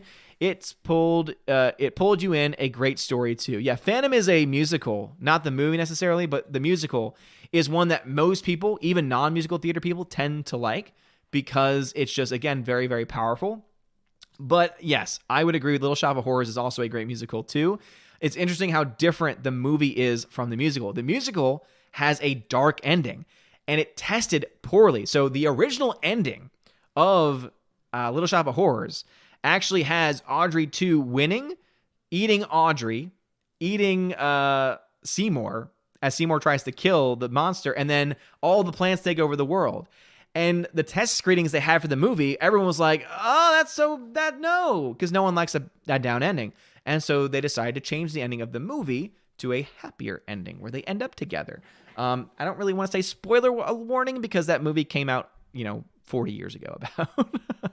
Aiden Vickery, Kathleen Kennedy was given the award for the amount of business she threw the way of UK film production companies. Okay, that makes a little sense, but still, really? Another thing about Bond is I wonder if they're trying to keep up with the sort of pendulum casting they used to do, meaning going from super serious to goofy to balance the world out. Yeah, and especially with the current age we're in, it's going to be a question of what direction do they want to go with the character? What direction do they want to go with the story? Because if you look at all the old school Bonds, they all seem to be products of their time. Like they all fit in with the time they came out in. So that's the reason why I'm scared, because if they're thinking, oh, what's the Bond of our time? It's going to be woke. And I don't want that. Poppyton, thank you for the ice cream donation. I appreciate you very much. I appreciate you. Sunny B says, Podk. Oh my goodness, that's podcast. So every now and then, for those that are new to the channel perhaps, Stephanie B likes to always throw in random, and they're meant to be bad spellings of actual words. And this one, it just takes the cake. She spells pod, P-A-O-O-O-D, cast, K-A-S-Y-T-E. I always love her terrible misspelling. She does it on purpose, and it's great. Podcast. Eric Hogg Gaming. I can't believe it's 2 months before Rise of Soy Walker comes out, and there's no official trailer. Yeah, but hey, we might be getting it Monday. Apollo Patriot says, Sabaton is good stuff. Tina says, so this Limp Bizkit song is like Scarface with Al Pacino. Pretty much. It's Scarface in, I guess you could say, song form. Soul Assassin says, there's a movie called On the Line. It's a line man movie, and John Travolta not only looks like my dad, but did a poor portrayal of lineman, and to this day, my dad hates John Travolta. That's fantastic. Professional Gun 66, have you seen Repo Man? I've not, but I have seen the movie that came before Repo Man called Repo the Genetic Opera, of which I'm pretty sure Repo Man had ripped off.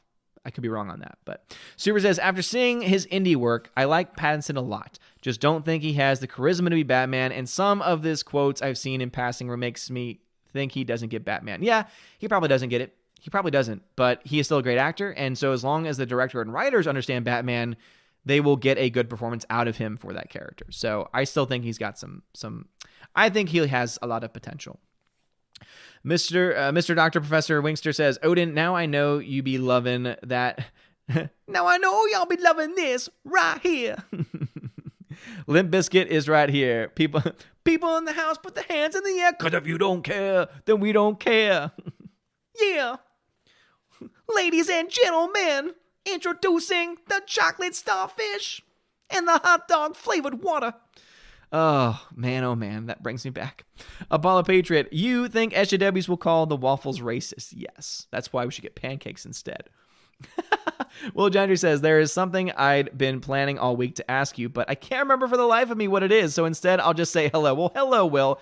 If you remember, then please ask. The Shiato says, since you like musical theater, Google Best Zangers, Phantom of the Opera, nice duet. Best Zangers? Interesting. Send that my way on Twitter, perhaps. Jay Stowe says, talking about funny censorship in music, the way the radio edit censors joints in Tom Petty's You Don't Know How It Feels is so funny, and you hear, let's roll another joy. Yeah, radio edits are always great. Cobra Kai never dies, says Random Nerd of Doom. Apollo Patriot says, I think Enemy at the Gates is the best war movie still. I've never seen Enemy at the Gates. However, I think Patriot. No, not Patriot. Patriot's a great film. Saving Private Ryan is my favorite war film so far. Bruce says, sorry, Naked Prey, Akira, Tank Girl, The Man Who Killed Don Quixote, Stargate, Logan's Run, What About Bob, Treasure Planet, The Last Starfighter, Eraserhead, Jacob's Ladder, Zulu. Those are all films that Bruce has sent me. I have seen Akira. I have seen Stargate. And those are the only films that he sent me that I've seen so far. But at least I've seen 2 of them. That's something. For loading your watch list, says Bruce. Shane Egan says, China Uncensored said that you have to give props to LeBron. It's hard to play basketball without a spine. That's true. John Early says, I like to think of Batman straddling the line between hero and villain, because before Zack Snyder's Man of Steel, Batman used to do a lot of things that classic Superman would never do. Well, here's the thing, is that he is a hero, right? But he's the Dark Knight. That's the reason why he's called that, is because he does things the way that many people wouldn't. He doesn't stay in, and he's not bound by the laws. He's bound by his own code, and he will not violate his code. But he is still not bound by anything else other than that. Random Nerd says, should they do a Mr. Miyagi prequel series? No, they should not. Because I just think Mr. Miyagi and the mystery behind his character is fine the way it is. Dory DeHobbit says, your thoughts on Sam Raimi returns to direct horror for Columbia Pictures? I think it could be a wonderful thing. Sam Raimi is a very talented director. We know what he can do with horror films, so let's hope that they give him the creative freedom to do exactly what he does best. Random Nerd says, if they added aliens into Cobra Kai, would they wreck the... What? No. I'm not even going to finish that statement, because no. Let's just get aliens out of the discussion, please. 70B says, well, 70B, you're awesome. China Man says, I think Robert Pattinson has a point. Batman always been on his own and complicated, and Matt Reeves said Batman is a troubled guy who's trying to do the right thing he thinks to get bats. Yeah, again, as I said before, I think that his quote was taken out of context. You need the full quote to get the full context. And also that's just his opinion, man, right? Everyone's going to have a different opinion and a different take on a character. The question is it going to be consistent with the character or not?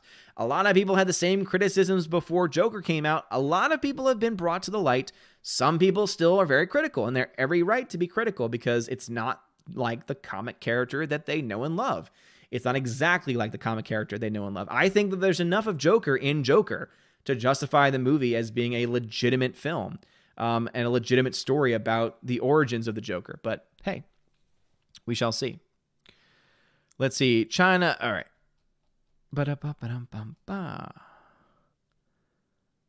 Chris Stanley says, seen Clue. Yes, Clue is amazing. I love the movie Clue. All the endings. It's so funny. Glenzer says, for a new Batman movie, I think Adrian Brody would be a good visual fit for Joker. Visual fit, yes. Even acting talent. He would have potential, but they've already got their Joker. I think that if they were going to have to bring in someone else in this universe, I would rather them try and bring back Joaquin. CAF Productions coming to another stream. What's going on, CAF? Animation Commentator says, did you see Dark Crystal Age of Resistance on your wife's account yet? I watched it several times on coworker's account. It's fantastic. The Hensons really know their stuff. So I've mentioned this several times on the streams before, and I know that you haven't been in the streams lately. I watched the first 10 minutes of the first episode, and I couldn't get past it. I'm glad they're using the old school puppet animation. However, the puppets haven't changed since the 1980s, and I have a problem with that. I'm perfectly fine, and I'm happy that they're doing old school animation style. But as I said, the fact that you can't have a perfect mashup with the movement of the mouth and the words that are being spoken, that bothers me. It's fine for a 1980s movie because that's the technology that they had.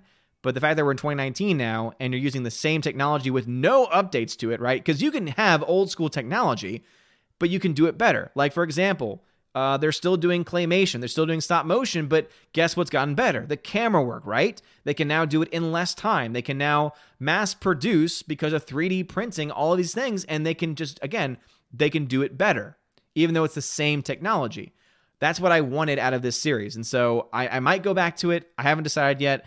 As I've mentioned before, there's a crap ton of stuff I need to watch, especially movies. So I just, after 10 minutes, I was like, this doesn't seem worth my time. But if you like it, hey, I can see why it would definitely appeal to a lot of people, especially those that are fans of the original. But I was expecting something a little bit different. Let's see. Alex McCarthy says, I like that biker Undertaker theme from Limp Bizkit's Rollin' Rollin'. Keep rolling, rolling, rolling. Let's see. Mr. Dr. Professor Wingster, Odin has time to smash Captain Marvel, but doesn't have time to watch good movies. Liquid Plastic. What movies, if any, do you want a remake of or reboot to? I can't think of any, to be honest. There's been other people that have mentioned films that I've not seen that seem likely to have possibly be benefiting a reboot, remake. But at this point, let's just not remake. Let's just not reboot. Instead, let's have original stories. Let's let original content creators get some time in the light, and let's get the next Batman, right? Or let's get the next Casablanca. Let's get the next Blade Runner. Let people be creative and don't fall into this mindset, movie studios, of only producing films that are going to be potentially franchises. Because you can make a movie. Joker is a perfect example. They were not planning to make a franchise out of it, and the film only cost $55 million because that's all they were willing to give the film, and it's over $600 million at this point. It's a film that's going to pass up Justice League this weekend. Justice League cost $350 million to make before taking into account marketing. This film cost $55. I mean, if you don't see the connection there, that audiences want good movies, and as long as you give them the due time and the due promotion for it and support and backing, like Warner Brothers is obviously being supportive of this film, you're never going to change. Bruce says, oh, you haven't seen Enemy at the Gate? This cannot stand. Oh, Lord. Sounds like I'm getting another movie. He says, done, movie ordered. Bruce, thank you. Thank you again, man. I appreciate it. Oh, man. Apollo Patriot says, what about cookies mix in waffles? What is your take on it? Ooh, cookie mix and waffle batter? That sounds delicious. Cookie waffles. China says, George Bailey is a true hero. Damn right. I like that, George Bailey. Mr. Dr. Professor Wingster says, Odin, Jeff likes Endgame more than Joker. Boo, this man. Jeff from World Class? Yeah, dude. Jeff, what are you smoking? Endgame is better than... No. Acting, writing, objectively speaking, are leaps and bounds better. He can subjectively enjoy Endgame more than Joker. It's not a better film. So I think that sounds like it's his subjective thought, and I'm fine with that. Again, you can subjectively enjoy any film you want, right? But objectively speaking, Joker is hands down better. Danny Agent, well, thank you very much for the super chat. Thank you for the very, very, very much for the super chat. It says, DC, I don't know what currency that is, so thank you. He says, DC villains movie wish legal thriller based on, so DC villains movie wish list. Legal thriller based on origin of Two-Face, sci-fi psychological thriller about Riddler, and a mafia crime drama about Penguin. All three of those sound great. Danny Agent 87, all those ideas sound fantastic.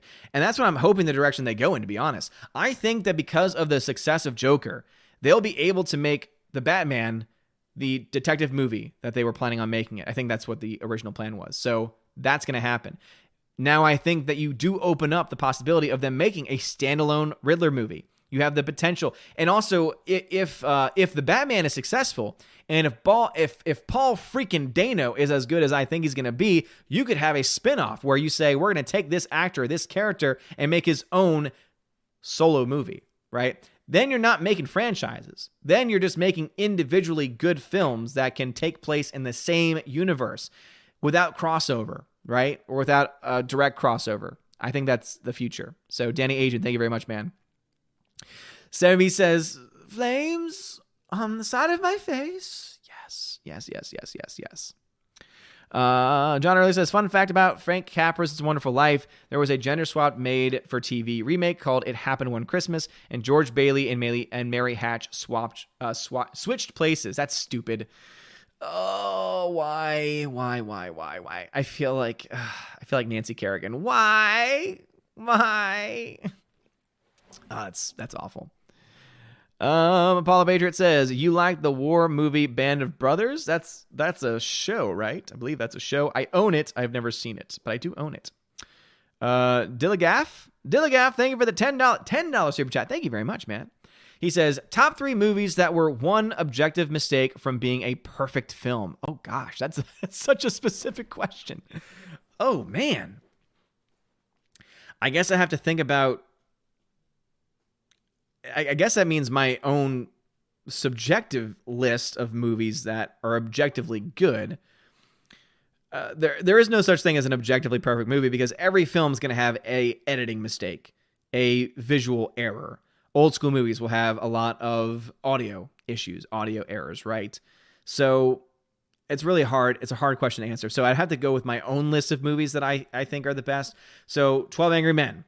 I think obviously you could have, if 12 Angry Men had an objective flaw in its script, it would have sunk the movie because that script needed to be almost damn near perfect in order for that movie to work. Let's see, Blade Runner. You would, if it was not able to pull off its visual effects in that time in history, it would have actually, that's an example of a film that did fail, right? Because when they released that film, what they do? They didn't think people could understand it. And so they added a voiceover, and that ended up actually making the movie not as good as the final cut version. So that's an example where there was an objective flaw with that, right? By treating the audience dumb, and you end up, walking the entire movie along you walk the audience along the entire time, and it takes away from the experience of the movie itself. So those would be 2 I could think of. But thank you very much, man. Thank you for the $10 super chat. Great question. I wish I could give you more, but it's hard to do. Darwin James WR says they should use their Joker movie as a soft reboot of the DCEU. If Bruce was 8 while Fleck was 25 to 30, 20 years later, Bruce would be 28, Joker would be 45, 50. No problem with the age difference. No, they could. They absolutely could use this. I don't think they are. The original plan was for this to be a one-off. They already have other plans for an interconnected DC universe and also continuing their solo films, and they could probably make that work. They probably could. I would be okay if they said we're rebooting it, to be honest. However, I would be afraid of what they would do with it. And I don't think they're going to, because people like Joaquin Phoenix are not wanting to be involved in franchises, and also would be wanting to do other work. And so you would have years between films, and that would be a problem.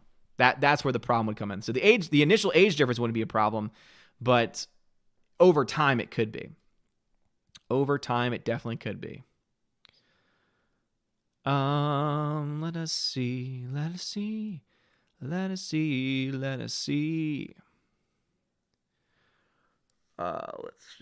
Sierra Production says, Odin has time to read comments, but not to see Joker in IMAX. Yeah, unfortunately, I missed the ball on that one because now they've got frickin' Maleficent in there. My hope is that Maleficent bombs. I haven't been following the box office on that this weekend, but let me see. So Maleficent opened to so it looks like it's projected to be number 1 this weekend. It only made $12.5 million on Friday, though. Zombieland 2 made 10. Joker still made 8. So what I'm hoping is that Maleficent doesn't do as well this weekend, drops off tremendously weekend 2, and then they're able to put Joker back in for a couple of showings. That would be the best. Stray Dog 65 says, the audience isn't that dumb. Disney, hold my beer. Yeah, Stray Dog 65, exactly. Oh, that's so true. That is so true. Mr. Dr. Professor Winter says, Odin, do or do not. There is no try. This is true. Wise words, Yoda.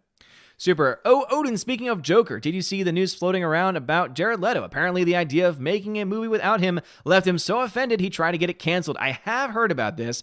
I don't know how true it is. So it's kind of one of those take with a grain of salt situations.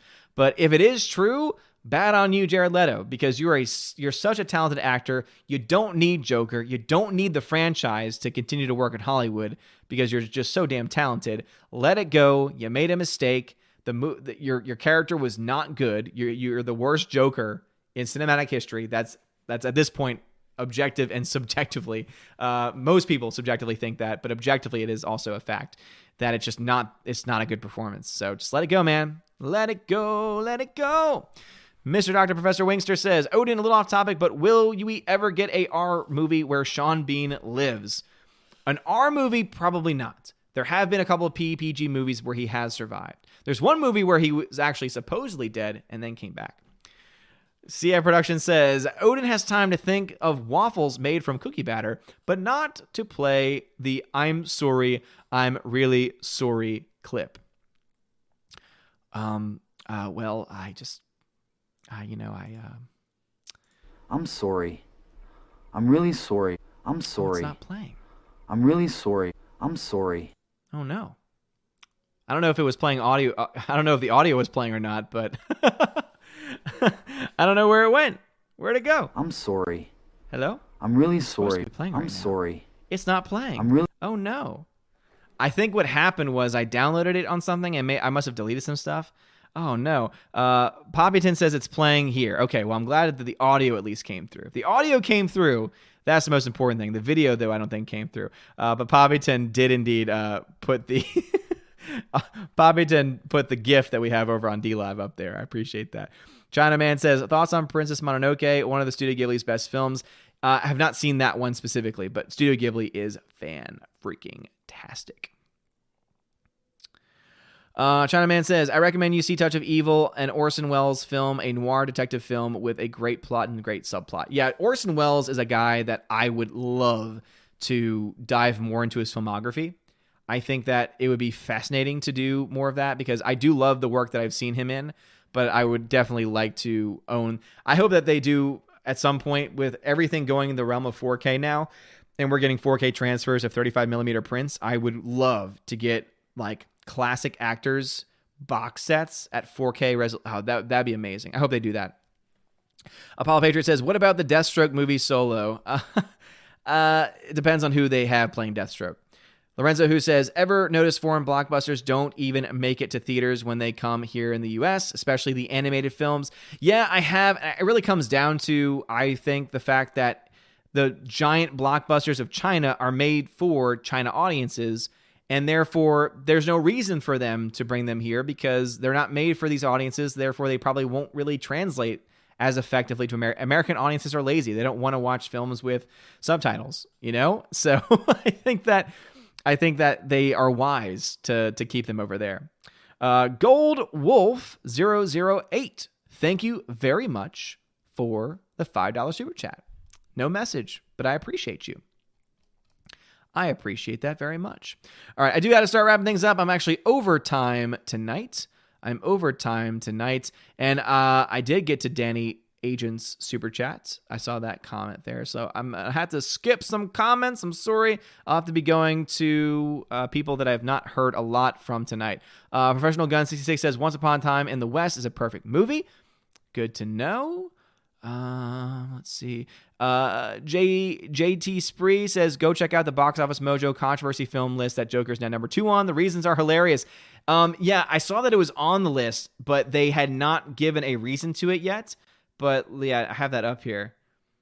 So yeah, they don't have a reason for the Joker yet. However, it's great that they have Da Vinci Code is listed as being anti-Christian, Day After Tomorrow because of global warming, Django Unchained because of the N-word. It's just, it's a great list. It's a great list that they got up there, that's for sure. Yeah, Maleficent's number 1, Tina says. Well, Gentry says, Jared doesn't need Joker, but I can understand why he was annoyed. He didn't get another chance to really show what he can do, but that's no excuse to try and shut down a film. Yep. Absolutely. All right, everyone else has been read several times tonight. Orange Hat Reviews. So now I'm caught up with the chat. Says, also wanted to say thank you for your awesomeness. Recently hit my end of the year sub goal. You were the inspiration for getting me started. I'm very appreciative. Well, thank you, Orange Hat Reviews. Thank you so much, man. And congratulations on your subscribers. I think, what was it, 200 that you hit?